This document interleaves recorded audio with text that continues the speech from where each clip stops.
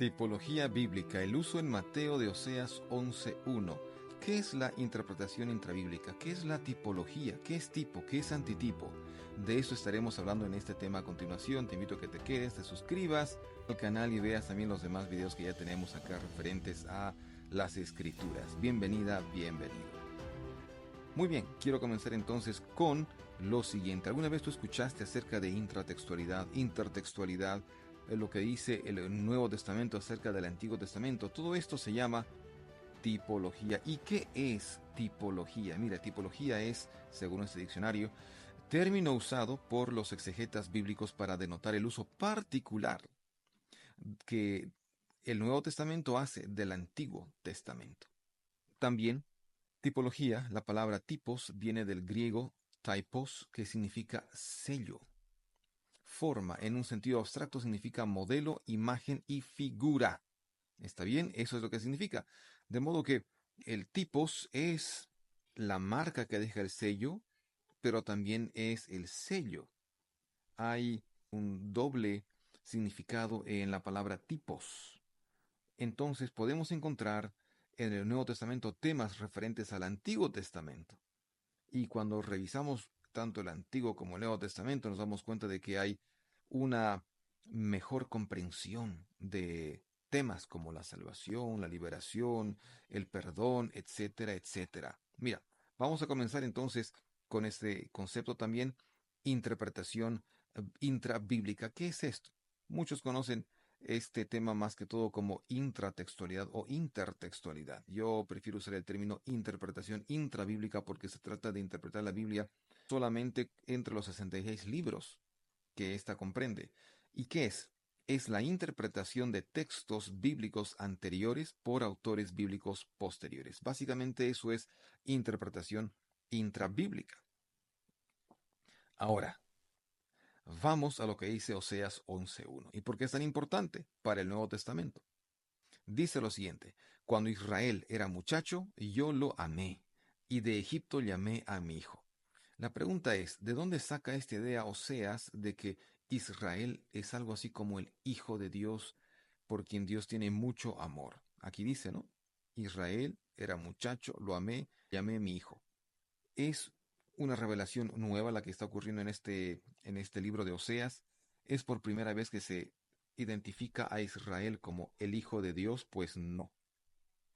¿A qué texto se refiere Oseas? Principalmente, dicen prácticamente todos los eruditos conservadores, a Éxodo capítulo 4 verso 22, que dice: Jehová ha dicho así, Israel es mi hijo, mi primogénito. Entonces, Éxodo 4:22 fue la fuente para que Oseas, conocedor de la Escritura, lector de la Escritura, pueda identificar en Oseas, en su libro, a Israel como el Hijo de Dios, que está llamando ¿a quién? A Israel de Egipto. Ahora esa escena viene del Éxodo, y enseguida vamos a ver eso también, pero aquí leo otro Salmo 80:17 que también hace referencia a una mención previa, donde Dios identifica a Israel como su hijo. Mira lo que dice este Salmo: sea tu mano sobre el varón de tu diestra, sobre el hijo de hombre que para ti afirmaste.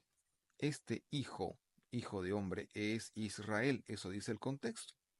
Y que bueno, cuando Israel se portaba mal, el padre, Dios, castigaba a su hijo, etcétera, etcétera. En un contexto inmediato, la afirmación de Egipto llamé a mi hijo, en Oseas 11:1, se refiere al éxodo histórico de Israel que salió de Egipto. Claro que sí, porque dice de Israel llamé a mi hijo, eso dice el texto. ¿Y por qué entonces está Oseas haciendo alusión al éxodo? ¿Qué quiere decirnos, qué quiere enseñarnos Oseas? El éxodo. ¿Qué éxodo? El éxodo que Moisés permitió que ocurra la salida, ¿no? La salida del pueblo de Israel, esos 600,000 hombres, sin contar mujeres y niños, que cruzaron el Mar Rojo en seco. Ese es el éxodo. Éxodo significa salida. Y Oseas está refiriéndose en un contexto inmediato a una salida que Israel va a tener. Pero Oseas está escribiéndole al pueblo de Israel que pronto será exiliado a Asiria, pero también a Babilonia, y que de ahí Dios llamará a Israel, como llamó en el pasado a Israel de Egipto, llamará al pueblo del exilio. Mira esta comparación, esta tipología que Oseas está haciendo de la experiencia del Éxodo en Éxodo capítulo 12, 13, 14. También se refiere, por ende, al futuro éxodo escatológico relacionado con el regreso de Israel del exilio. Lo que estoy explicando está en este slide. Y la venida del Mesías. Ya no es Moisés quien libera a Israel del exilio, es el Mesías. Así piensan muchos autores del siglo 7, 8 y más adelante del Antiguo Testamento. Oseas es uno de ellos. Aquí está Amós, aquí está Miqueas también con esa misma idea. Tú puedes buscar los textos para conferir. Isaías y el éxodo de Israel. Isaías también hace mención acerca de este tema. Mira lo que dice Isaías 11, 14 y 15. Secará Jehová la lengua del mar, de Egipto. Está haciendo alusión al éxodo de Egipto. Y habrá camino para el resto de su pueblo, el que quedó, ¿dónde? En Egipto, no, el que quedó en Asiria. Isaías está hablando del exilio de los israelitas del norte a Asiria. Israel quedó esclavizada, oprimida por los asirios, el reino del norte. Pero de ahí volverían, ¿no? De la manera que lo hubo para Israel el día que subió de la tierra de Egipto. Entonces acá hay una tipología. El tipo, el modelo es Israel saliendo de Egipto, pero Isaías está refiriendo al exilio de Asiria, que de Asiria también Dios traerá a su pueblo de vuelta a casa. ¿Qué te parece? O sea, los profetas posteriores, hablo de Isaías, de Jeremías, hablo de Oseas, hablo de Miqueas, esos profetas reconocieron el éxodo de Israel de Egipto como un tipo del nuevo éxodo mesiánico. Ahora, ¿está Oseas 11.1 de algún modo relacionado con el Mesías, el ungido, el Salvador que el pueblo de Israel estaba esperando? Sí. Mira, los profetas relacionaron el éxodo con dos temas en sus profecías. Israel, un tema, Mesías, el rey mesiánico de la descendencia del rey David, el segundo tema. Veamos algunos versículos.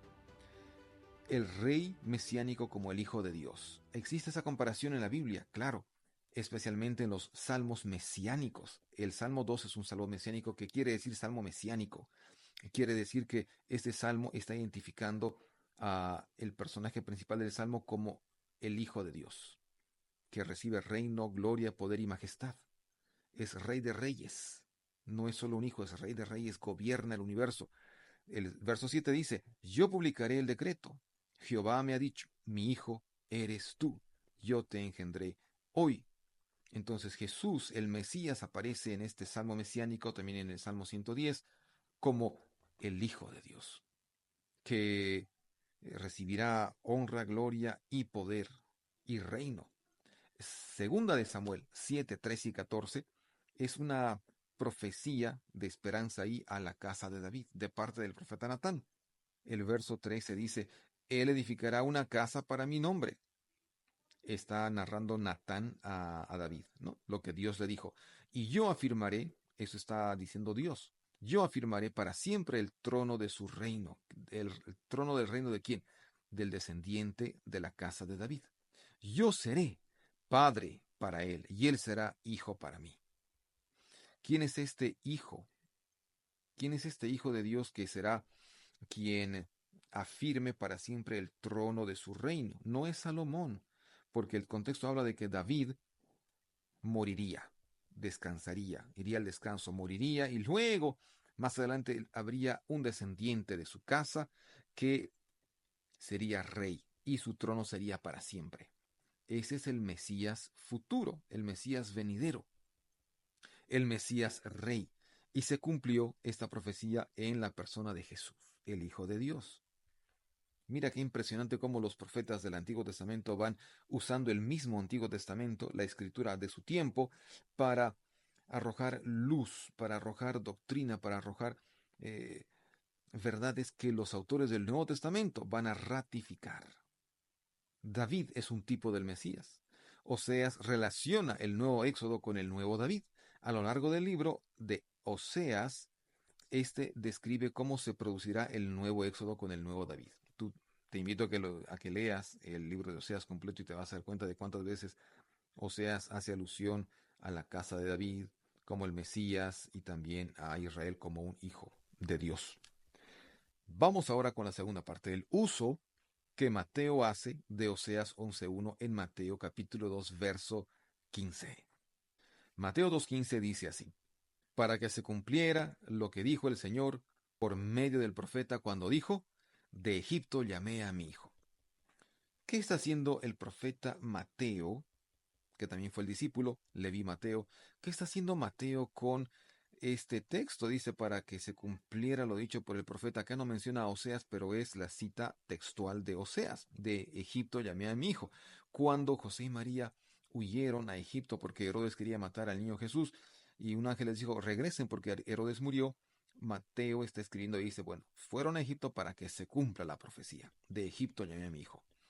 Vimos hace un momento que Oseas hizo referencia a Israel, el hijo de Dios, saliendo de Egipto. Dios llama a su hijo de Egipto en el contexto del Éxodo, cuando Israel salió de Egipto con Moisés, ¿no? Y esos 600.000 hombres, pero aparentemente el contexto de un futuro Mesías que Oseas sí estaba esperando que acontezca y que se dé, se está cumpliendo en Cristo, según Mateo. Por eso Mateo está usando la cita de Oseas 11.1 para decir, bueno, se está cumpliendo acá lo que dijo Oseas.